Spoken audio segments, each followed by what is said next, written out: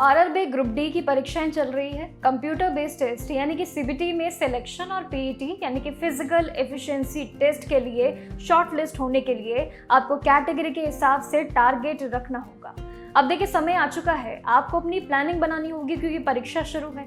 ये सभी safe score की आज बात करेंगे। अलग अलग जितने भी रीजनल रिक्रूटमेंट जोन है, इस पर डिपेंड आकर क्या करता है। जनरल हो या फिर यूआर कैटेगरी से अगर आप आते हैं तो सेफ स्कोर 70 से करीब मान के चलिएगा 75 प्लस मार्क्स का होगा, जबकि ओबीसी ईडब्ल्यूएस के लिए 60 से लेकर 68 मार्क्स के बीच हो सकती है आपकी सेफ स्कोर। अब इसके अलावा एससी कैटेगरी के लिए भी 55 से लेकर 63 मार्क्स के बीच रह सकती है।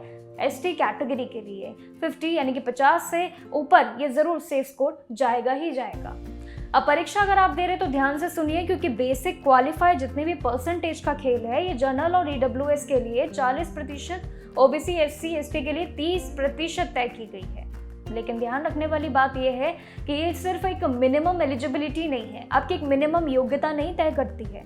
पीईटी के लिए फाइनल शॉर्टलिस्टिंग एक्चुअल में मान्यता रूप से मेरिट कट ऑफ पे क्लियर करने के बाद शुरू होती है आपकी असली परीक्षा।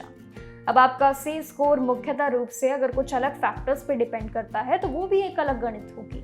लेकिन सबसे पहले फैक्टर देखें तो नॉर्मलाइजेशन है, क्योंकि परीक्षा की अलग अलग शिफ्ट में होती है ये, और इसके लिए पेपर की डिफिकल्टी, उसकी कठिनाइयों को जितना आप हिसाब से समझेंगे बनाएंगे, वो रॉ मार्क्स को नॉर्मलाइज भी जरूर कर देता है, जिससे मार्क्स कम या ज्यादा भी हो सकता है। ये नॉर्मलाइजेशन का रूल मैंने आपको बताया है।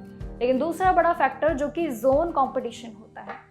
देखिए, कमेंट्स में काफ़ी लोगों ने बात की कि जोन वाइज भी कुछ बताइए। तो देखिए, पटना हो, कोलकाता हो, चेन्नई हो, कंपटीशन हर एक रीजन में कट ऑफ अक्सर हाई जाता है, यानी कि 75 से लेके 80 प्लस तक चला जाता है। लेकिन जबकि दूसरे जोन में कट ऑफ थोड़ी सी कम रह जाती है। आप जिस भी स्टेट से आते हैं उसकी लगातार हम बात करते रहेंगे। मैं आपसे लगातार जुड़ी रहूंगी इस रेलवे की परीक्षा को लेके, क्योंकि इसका इंतजार काफ़ी था, आप सभी को भी था, मुझे भी था कि कब ये सारी चीज़ें होंगी। तो हम इस चीज़ को पूरी तरीके से आपके साथ ज़रूर बात करेंगे।